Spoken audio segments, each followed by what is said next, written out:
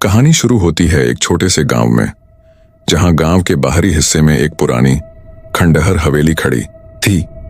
लोगों का कहना था कि उस हवेली में कई साल पहले एक अमीर जमींदार और उसका परिवार रहा करता था। पर एक रात उनके साथ कुछ ऐसा हुआ कि वह सब अचानक गायब हो गए। अब वह हवेली वीरान और भूतिया मानी जाती थी। एक दिन गांव के 3 दोस्त राहुल, निशा और विक्रम जिज्ञासा से हवेली की सच्चाई जानने के लिए वहां जाने की ठान लेते हैं। शाम के समय जब सूरज डूब रहा था, वे तीनों टॉर्च और कुछ सामान लेकर हवेली में पहुंचे। हवेली का मुख्य दरवाजा अपने आप चरमराते हुए खुला। अंदर हर कोना धूल और जाले से भरा था। फर्श पर दरारें थीं और छत से लगातार पानी टपक रहा था। एक अजीब ठंडक ने उन तीनों को घेर लिया। जैसे ही वे अंदर बढ़े, निशा को एक पुराना फोटो फ्रेम पड़ा हुआ दिखा। उसमें जमींदार का परिवार था, लेकिन जैसे ही उसने फ्रेम उठाया, एक भयानक चीख हवेली में गूंज उठी। तीनों डर के मारे जड़ हो गए।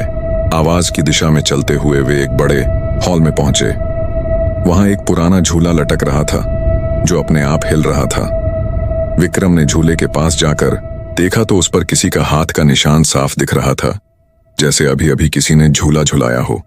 तभी दरवाजे के पीछे से परछाइयों का एक झुंड उभरता दिखा।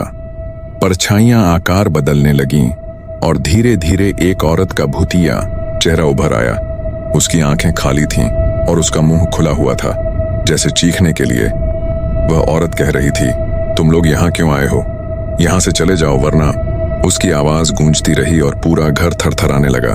डर के मारे तीनों दोस्त भागने लगे। हवेली का दरवाजा खुद ब खुद बंद हो गया। उन्हें लगा कि वे अब फंस गए हैं।